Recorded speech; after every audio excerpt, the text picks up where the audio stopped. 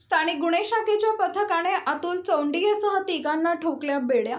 जालना शहरातील कन्हैया नगर भागातून गुटखा चोरून घनसावंगी तालुक्यात लपवून ठेवणाऱ्या चोरट्यासह प्रतिबंधित गुटखा विक्री करणाऱ्या अतुल चौंडिये आणि सत्यम पराडच्या मुसक्या आवळत त्यांना घनसावंगी पोलिसांच्या हवाली केले।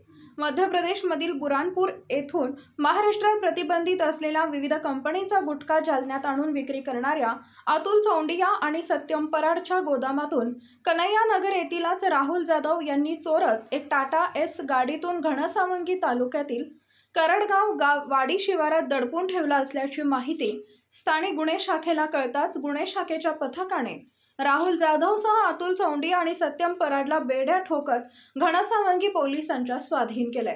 सदरील कारवाई पोलीस निरीक्षक रामेश्वर खनाळ यांच्या मार्गदर्शनाखाली सहाय्यक पोलीस निरीक्षक योगेश उबाळे, शांतीलाल चव्हाण, पोलीस उपनिरीक्षक राजेंद्र वाघ, अंमलदार विनायक कोकणे, गोपाल गौशाख आणि कैलाश चेके यांनी केली आहे।